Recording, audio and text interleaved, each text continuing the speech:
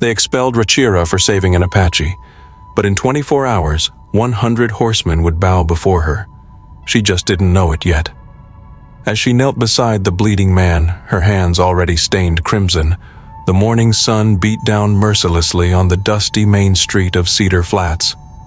Rachira heard the gunshots, 3 sharp cracks echoing off the wooden buildings, followed by shouting voices and the thunder of hooves. She had been sweeping the porch of Murphy's General Store, her worn dress a splash of color against the monochrome landscape, when she saw him. The Apache warrior stumbled between 2 buildings, clutching his shoulder where blood bloomed through torn buckskin. His long, raven hair was matted with dust and sweat, framing a face etched with pain. His eyes, however, burned with a fierce, untamed spirit. Behind him, she could hear Townsend's voice booming orders to his men. "Find that red devil. He can't have gone far bleeding like that." Rachira's heart hammered against her ribs. Every instinct screamed at her to look away, to pretend she'd seen nothing. The people of Cedar Flats lived by one unforgiving decree regarding Apaches: shoot first, ask questions never. But something in the wounded man's eyes stopped her cold. He locked gazes with her for a split second, and she saw not the savage monster everyone claimed Apaches to be, but a human being in desperate need. Blood dripped steadily from his fingers onto the parched ground. Without thinking, Rachira dropped her broom and rushed toward him. She grabbed his good arm and pulled him toward the back of the store, her mind racing, desperately searching for a solution. There was a small storage room behind the building where Murphy kept his winter supplies. "This way," she whispered urgently, though she knew he might not understand her words. The Apache warrior, Swift Eagle, though she didn't know his name yet, stumbled along beside her, his breathing ragged and shallow. She could hear Townsend's men getting closer, their boots pounding the wooden sidewalks, their voices growing louder and filled with menace. Rachira shoved open the storage room door and helped Swift Eagle inside. The space was cramped and dark, filled with the earthy scent of sacks of grain and preserved goods. She pressed her finger to her lips, hoping he'd understand the critical need for silence. Outside, Townsend's voice cut through the air like a honed blade. "Check every building. That Apache scum is hiding somewhere close." Rachira's hands shook as she tore strips from her petticoat to bind Swift Eagle's wound. The bullet had gone clean through his shoulder, a small mercy in a sea of peril. No fragments to dig out, but he was losing blood fast, and his skin was growing pale beneath the dust and grime. She worked quickly, pressing the fabric against the entry and exit wounds, trying to stem the flow of life. Swift Eagle watched her with those dark, intense eyes, and she found herself wondering what lay behind them, what thoughts raced through his mind. Why had she done this? Why risk everything, her safety, her reputation, her very life, for a stranger, an enemy, according to her people? The sound of approaching footsteps made her freeze. Heavy boots on the wooden floor of the general store, Murphy's voice nervous and stammering. "I ain't seen nothing, Mr. Townsend. Been in the back counting inventory all morning. Search it anyway," Townsend commanded, his voice brooking no argument. "That Apache's bleeding bad. He needs shelter, and he needs it now." Rachira pressed herself against the wall, her heart pounding so loud she was sure they'd hear it. Swift Eagle had gone completely still, his breathing shallow but controlled. Even wounded, he possessed the stoicism of a seasoned warrior. The footsteps moved through the store, boxes crashing to the floor as they searched, getting closer to the storage room. Rachira closed her eyes and prayed to whatever god might be listening, but prayers don't stop determined men with guns. The storage room door burst open, and Townsend filled the doorway like a storm cloud, his weathered face twisted with rage. Behind him stood 3 of his men, hands already moving toward their weapons. "Well, well," Townsend's voice was laced with venom. "Look what we got here." Rachira stood slowly, placing herself between Townsend and the wounded Apache. She could feel Swift Eagle tensing behind her, bracing to fight even in his weakened state. "He's hurt, Mr. Townsend," she said, surprised by how steady her voice sounded despite the fear clawing at her throat. "He needs medical attention." Townsend's laugh was harsh and cold, devoid of any humanity. "Medical attention? That savage killed 3 of our men last week during the raid on the Mitchell place. He deserves a rope, not bandages." "You don't know it was him."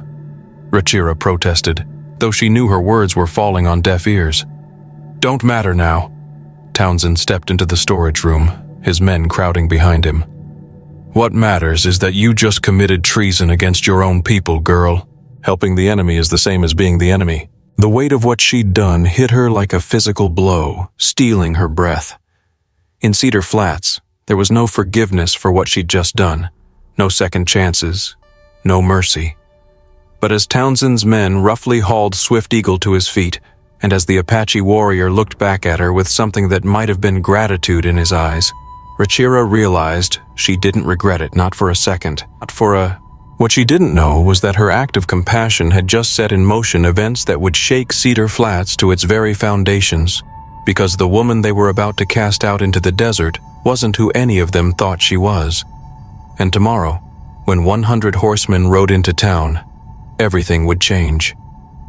The town square filled with angry voices, a cacophony of condemnation as words spread like wildfire through Cedar Flats. Rachira stood in the center of a hostile circle, her hands still stained with Swift Eagle's blood, facing the judgment of people she'd known her entire life. Townsend paced in front of her like a caged wolf, his boots kicking up dust with each heavy step. The Apache warrior was nowhere to be seen, likely already locked up in the makeshift jail behind the saloon, or worse, strung up from the nearest tree. 23 years. Townsend's voice carried across the square, heavy with accusation.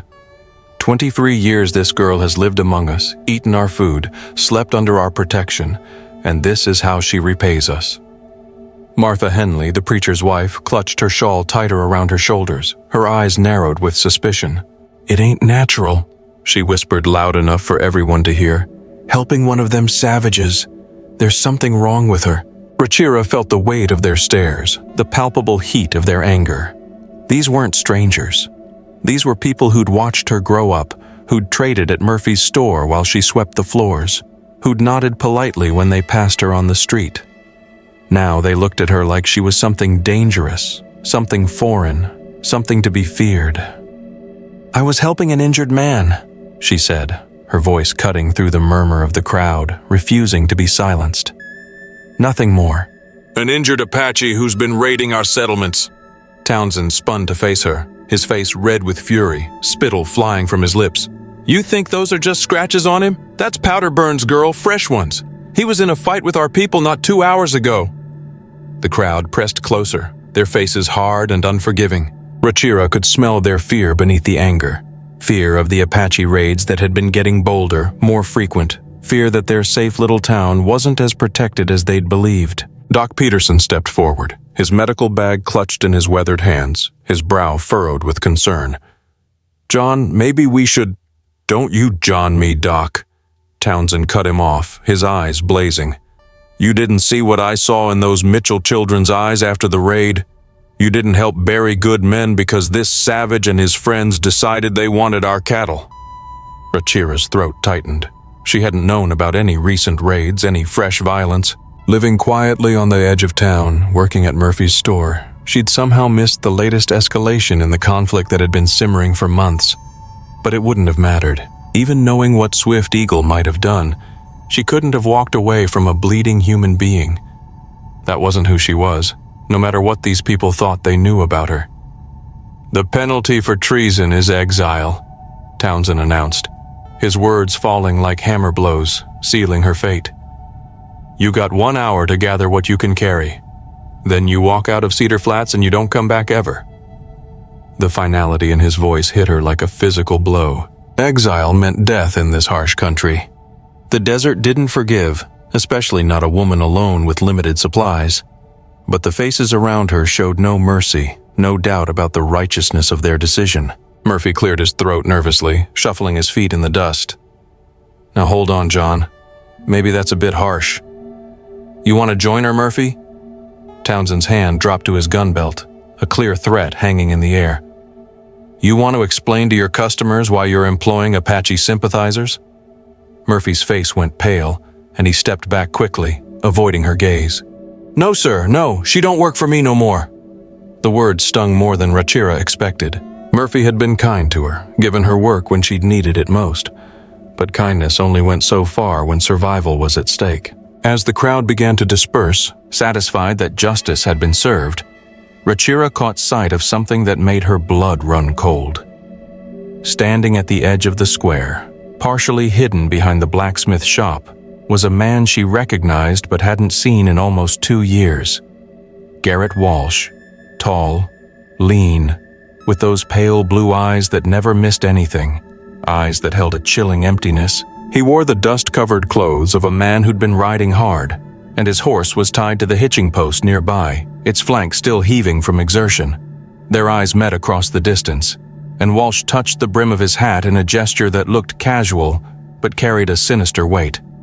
Then he melted back into the shadows between buildings, disappearing as quietly as he'd appeared. Rachira's hands began to tremble, and not just from fear of exile. Walsh's presence here now could only mean one thing.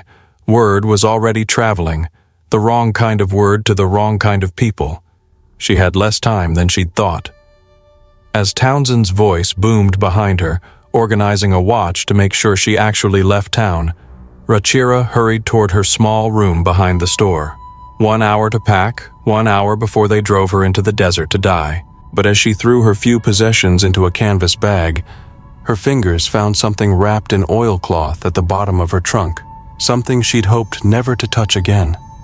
The leather was worn smooth from years of handling, and the metal still gleamed despite its age. She unwrapped it slowly, revealing an ornate silver badge, not the tin star of a local sheriff, but something more official, more important, a symbol of unwavering authority. The engraving was still clear after all these years, U.S. Federal Marshal. Rachira stared at the badge for a long moment, remembering the weight it used to carry, the authority it represented, the life she'd walked away from to disappear into the anonymity of a small frontier town. She rewrapped the badge and slipped it into her bag. Then she checked the loads in the small pistol hidden beneath her spare dress. 6 shots. It would have to be enough because Garrett Walsh's presence meant her past had finally caught up with her.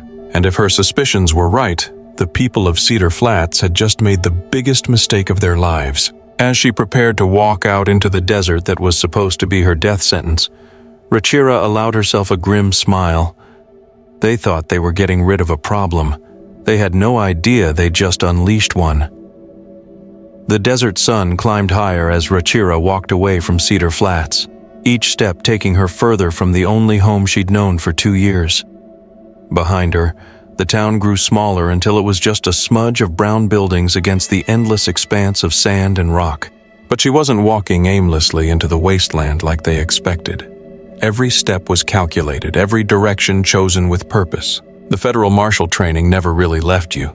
It just waited dormant, sleeping beneath the surface until you needed it again. 3 miles out, she found what she was looking for. A cluster of red rocks that formed a natural shelter, hidden from view unless you knew exactly where to look.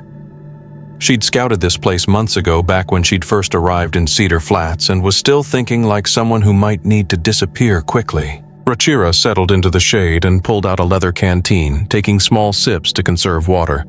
The desert was unforgiving, but she'd survived worse, much worse. Her thoughts drifted back to Denver, to the case that had destroyed her career and nearly gotten her killed. The Castellano gang had been running guns to hostile tribes, stirring up conflicts that left dozens of settlers dead. She'd spent 8 months infiltrating their operation, gathering evidence, building trust, living a lie to bring them down. Then, everything went wrong in a single night of blood and betrayal. The memory of Agent Morrison's face as he died in her arms still haunted her dreams. 3 other federal marshals dead because someone had sold them out to Castellano, someone who knew their every move, their every plan. She'd barely escaped with her life, and when the dust settled, the investigation pointed to her as the leak. No evidence, just suspicion and convenient timing. Her own agency had burned her, left her to face Castellano's vengeance alone. That's when she disappeared, shedding her identity like a snakeskin, adopting a fake name, a fake history, becoming just another drifter looking for work in a frontier town. For 2 years, she'd been Sarah Mitchell, store clerk, and nobody special. For 2 years, she'd almost believed it herself. But saving Swift Eagle had changed everything, shattered the fragile peace she'd built. The act of mercy that got her exiled had also sent ripples through networks she'd hoped to never touch again, and Garrett Walsh's presence meant those ripples had reached dangerous ears. A sound made her freeze. The distant rumble of approaching horses. Rachira edged herself against the rock face and peered around the edge. 5 riders coming from the direction of town, moving fast and purposefully, their figures growing larger against the horizon. Even at this distance, she recognized Townsend's broad shoulders and aggressive posture. They weren't content to let the desert kill her slowly. They were coming to finish the job, to silence her permanently.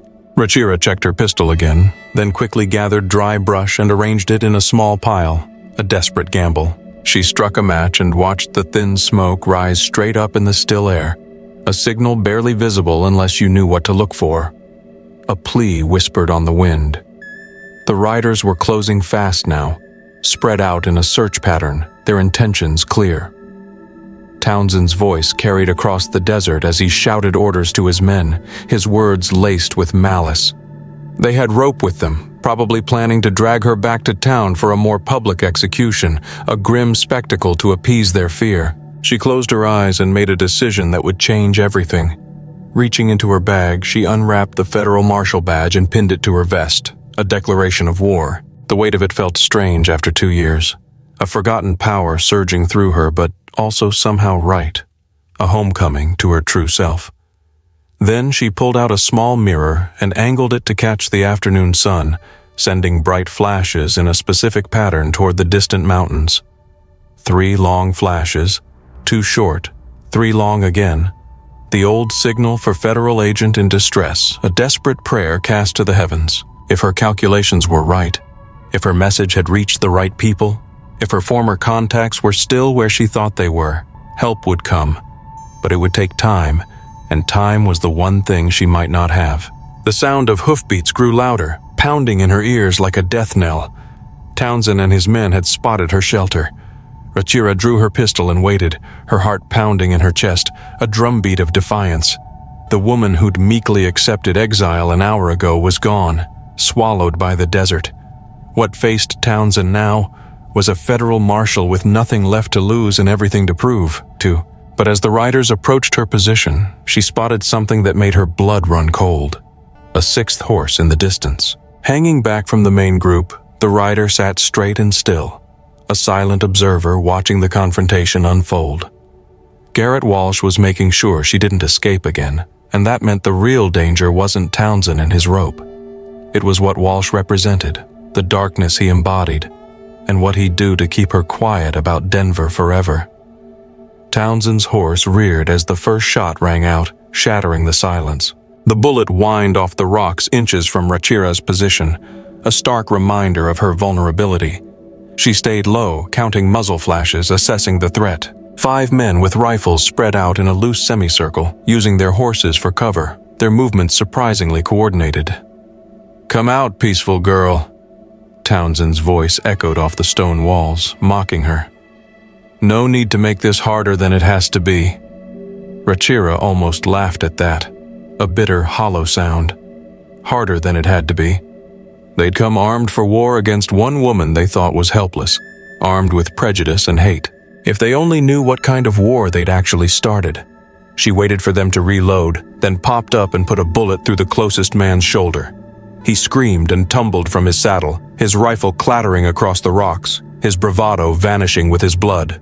The others scattered, suddenly realizing their quarry had teeth, that she was more than just a helpless woman. "Where'd she learn to shoot like that?" one of them shouted, his voice laced with fear. "Don't matter," Townsend barked back, trying to regain control of the situation. "She's only got 6 shots. 5 now," Rachira corrected silently.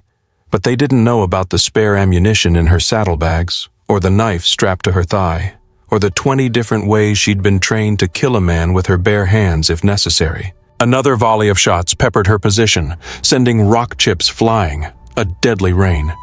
She kept her head down and let them waste ammunition while she planned her next move, calculating the angles, the distances, the weaknesses in their formation.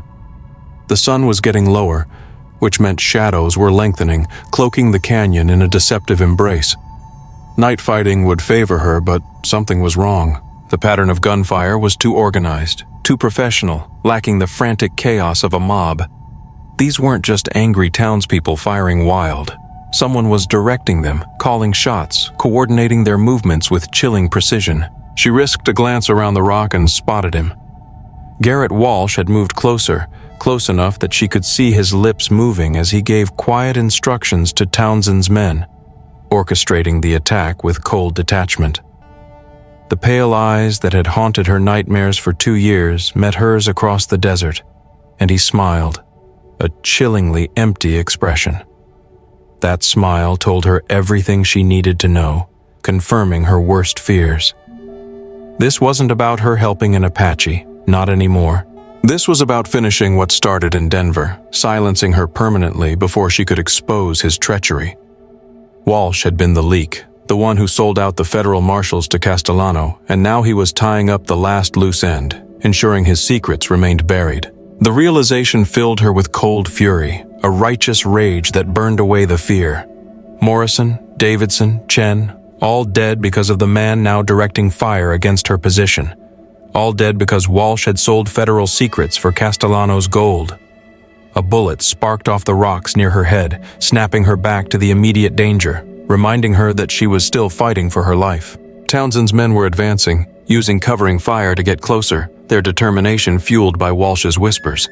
In minutes, they'd be close enough to rush her position to overwhelm her with sheer numbers. That's when she heard it. A sound that made her heart leap with desperate hope. Thunder, not the distant rumble of a storm, but the rhythmic pounding of many horses moving fast. A promise of salvation. The sound grew louder, echoing off the canyon walls, multiplying until it seemed like an army was approaching. A cavalry of justice riding to her rescue. Townsend's men heard it too. Their firing slackened as they turned to look toward the sound, their faces etched with confusion and dawning dread. Even Walsh straightened in his saddle, his professional calm finally cracking, revealing a flicker of panic in his pale eyes. "What the hell is that?" Townsend muttered, his voice barely audible over the approaching thunder. The first rider appeared on the ridge above them like something out of a legend. A massive man on a black horse wearing the blue uniform of the U.S. Cavalry, a symbol of unwavering authority. Behind him came another, then another, until the entire ridgeline was filled with mounted soldiers, silhouetted against the rising sun, a formidable force. But these weren't ordinary cavalry. Rachira's trained eye picked out details that made her breath catch. The uniforms were too crisp, the weapons too new, the horses too fine, their bearing too disciplined. These were federal marshals disguised as cavalry, riding in force, a calculated deception to ensure a swift and decisive victory. At their head rode a figure she recognized even at this distance, a beacon of hope in the gathering storm. Marshal Samuel Hayes, her former commanding officer, the man who'd believed in her innocence when no one else would, a steadfast ally in a world of betrayal. He sat his horse like a statue, his weathered face grim beneath the brim of his hat, his eyes scanning the scene with practiced efficiency. "Federal Marshal Service," Hayes's voice boomed across the desert, amplified by the canyon walls, a voice that commanded attention and brooked no disobedience. "Lay down your weapons." Townsend's men looked around in confusion, their rifles wavering, their faces etched with disbelief. They'd come to lynch a traitor and found themselves facing 100 armed federal agents, their numbers dwindling, their chances of survival slim. The math was simple even for them, but Walsh wasn't giving up so easily. Rachira saw him reach for his pistol, his movements desperate, his eyes filled with a chilling resolve. If she lived to testify about Denver, his carefully constructed life would crumble, his secrets exposed. He'd rather die fighting than face a federal noose, a fitting end for a traitor. "He's the one," Rachira shouted, pointing at Walsh, her voice ringing with conviction. "Garrett Walsh, he's the leak from Denver." Walsh's pistol cleared leather, but not toward her. He spun and put a bullet in Townsend's chest, a cold-blooded betrayal, then wheeled his horse toward the canyon mouth, desperate to escape. If he could reach the narrow passage, he might disappear into the labyrinthine landscape, evading capture. Rachira didn't hesitate. She stepped out from behind the rocks, raised her pistol with both hands, and put 2 shot center mass into Walsh's back, ending his reign of terror.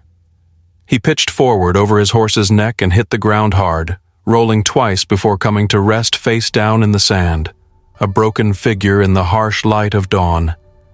The desert fell silent except for the sound of Townsend's labored breathing and the stamping of horses, a stark tableau of justice served. Hayes rode down from the ridge, his men following in perfect formation, a testament to their unwavering discipline. As he approached, Rachira saw something unexpected in his weathered face. Respect, a silent acknowledgement of her courage and resilience. "Marshal Castellanos," he said formally, using her real name for the first time in 2 years, a recognition of her true identity. "Good to have you back." Rachira looked down at the badge pinned to her vest, feeling its weight differently now.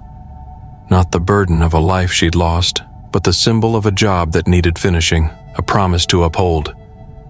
"Good to be back, sir," she replied, her voice filled with renewed purpose. "Though I think we need to discuss my assignment to a certain Apache prisoner." Hayes raised an eyebrow, intrigued. "What about him?" "He's not just any Apache," Rachira said, pieces falling into place in her mind, revealing the bigger picture. "He's the one who's been trying to send messages to the federal government about Castellano's gun running. Walsh couldn't let him reach us alive." The sound of approaching horses from town made them all turn, a new threat on the horizon. But what they saw wasn't reinforcements for Townsend. It was the people of Cedar Flats riding hard, led by Doc Peterson and Murphy, their faces etched with shame and remorse. And they weren't coming to fight. They were coming to apologize, to beg forgiveness because word had finally reached them about who they'd just exiled into the desert and what she'd been trying to protect them from all along. Doc Peterson rode at the front of the group from Cedar Flats, his face pale with shame and urgency, his eyes pleading for understanding. Behind him came Murphy, Martha Henley, and a dozen other townspeople who'd participated in Rachira's exile just hours before, their guilt a heavy burden. Their horses were lathered with sweat from the hard ride, a testament to their desperation to make amends. "Marshal Castellanos," Doc Peterson called out as he approached, his voice trembling with emotion. "We need to talk." Hayes looked between Rachira and the approaching townspeople, his hand resting casually on his pistol grip. His eyes narrowed with suspicion. The federal marshals behind him maintained their formation, ready for trouble, their loyalty unwavering. "Speak your piece, Doc," Rachira said, her voice steady despite the emotional turmoil churning inside her, giving them a chance to explain. Peterson dismounted, his legs shaky from the ride and what he'd learned, his spirit broken by the weight of his actions. "After you left, we got a telegram from Fort Collins about Garrett Walsh, about what really happened in Denver, about who you really are." He pulled a crumpled yellow paper from his vest pocket, a symbol of their ignorance and prejudice. "Says here you're a decorated federal marshal who went undercover to break up a gun-running operation. Says you've been protecting settlements across 3 territories for the past 2 years. Murphy stepped forward, his face red with embarrassment, his eyes avoiding hers. "We also heard about the Apache you saved. Turns out he's been carrying intelligence about Castellano's gang for months, trying to reach federal authorities. Those raids we blamed him for, they were him attacking Castellano's supply lines." Rachira felt a mix of vindication and bitter irony, a complex tapestry of emotions. Swift Eagle hadn't been raiding innocent settlers. He'd been fighting the same enemy she was, just from the other side of a racial divide that had blinded everyone to the truth, a stark reminder of the power of prejudice. "Where is he now?" she asked, her voice laced with concern. "Still locked up," Peterson admitted, his eyes filled with regret. "But alive. We didn't know." Marshal Hayes surveyed the group of ashamed townspeople with the cold eye of a career lawman, his expression unreadable. "Ignorance isn't an excuse for nearly executing a federal agent and a valuable intelligence asset." "We know that now," Martha Henley spoke up, her voice small and filled with remorse. "We came to make it right." "Make it right?" Rachira's anger finally broke through her professional calm, a torrent of pent-up emotion unleashed. You drove me into the desert to die because I showed mercy to a wounded man. You were ready to hang an Apache who's been risking his life to protect your families. How exactly do you make that right?" The weight of her words settled over the group like a physical force, crushing their spirits.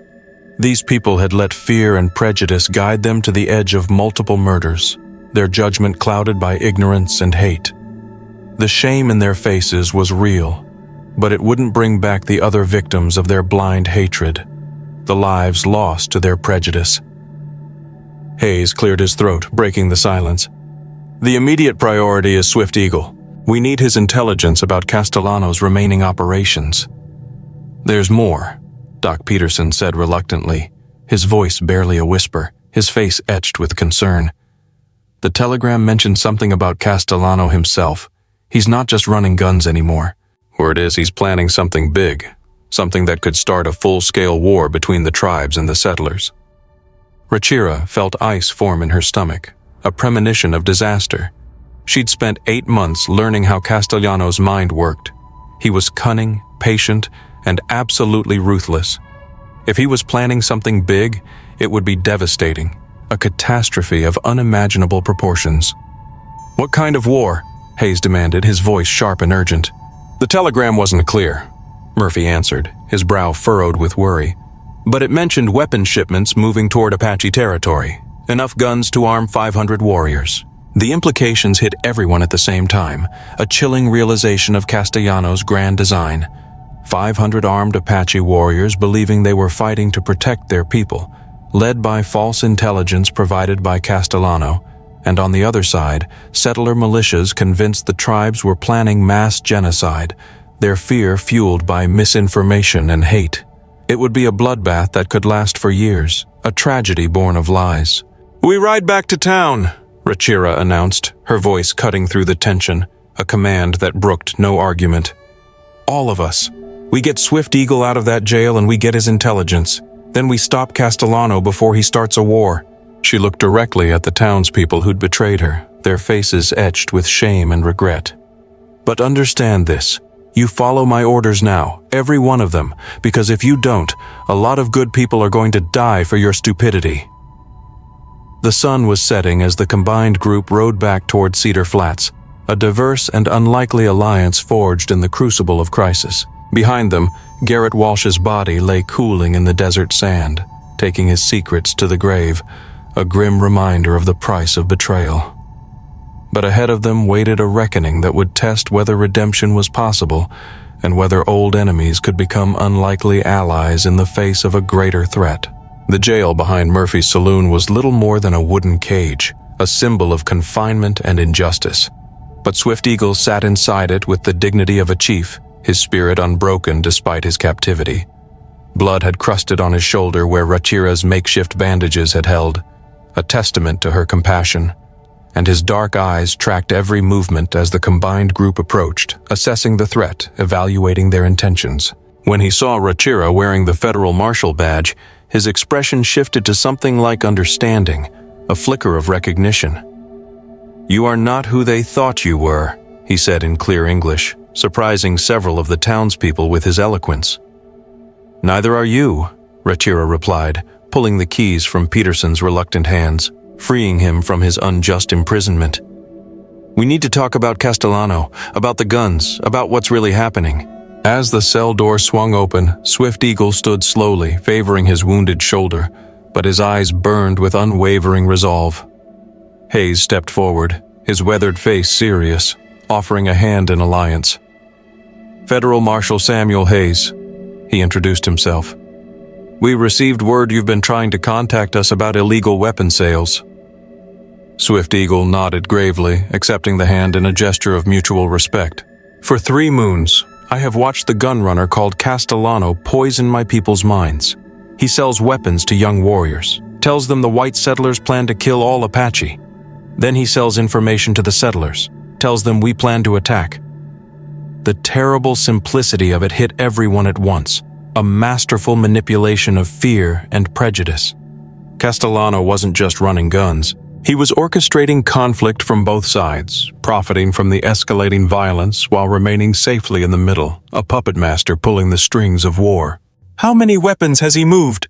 Rachira asked, her voice filled with urgency. Enough to arm every warrior in 3 tribes, Swift Eagle replied grimly. But that is not the worst part.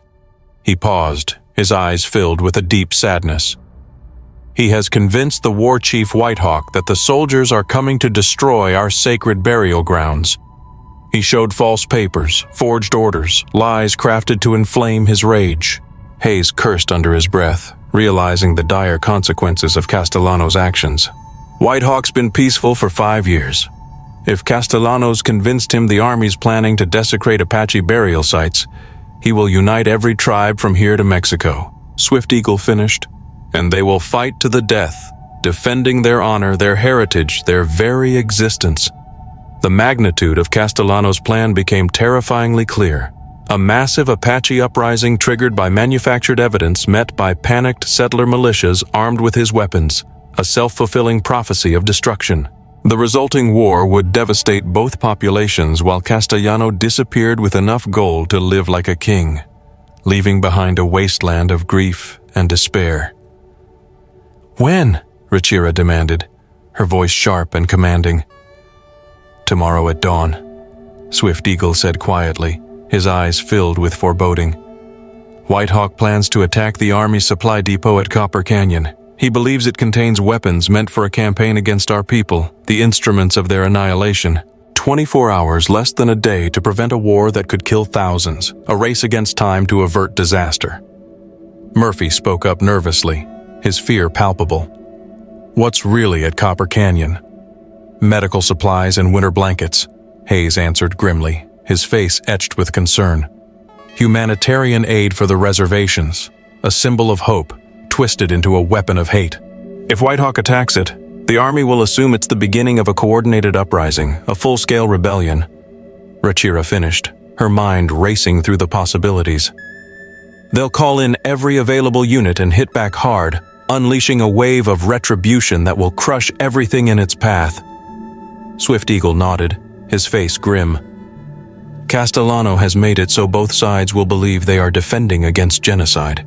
The truth will not matter once the blood starts flowing, once the cycle of violence begins. Rachira's mind raced through possibilities, discarding options as quickly as she considered them.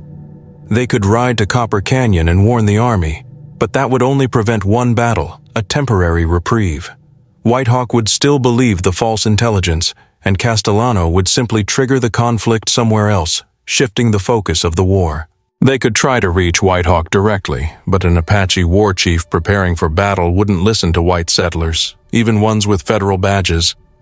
The cultural divide was too deep, the distrust too ingrained, a barrier built by years of conflict and misunderstanding. But there was a third option. Dangerous, probably suicidal, but it might work. A gamble with everything on the line. We take Castellano, she announced, her voice ringing with conviction, silencing the doubts in the room. Tonight, before dawn, we capture him alive and make him confess to both sides, exposing his lies, shattering his web of deceit. Hayes stared at her, his expression a mixture of disbelief and grudging respect.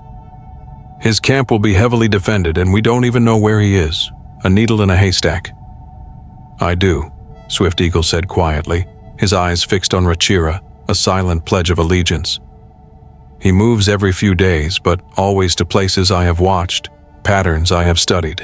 Tonight he camps at Dead Horse Canyon 5 miles north. 20 men guard him, loyal only to his gold.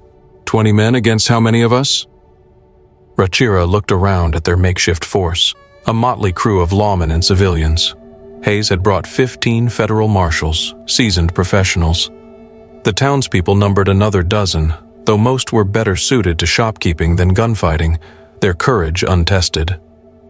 The odds don't matter, she decided, her voice unwavering, defying the fear that threatened to consume them.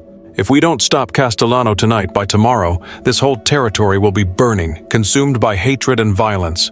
Doc Peterson stepped forward, his medical bag in his hands, a symbol of compassion amidst the chaos. I'm coming with you.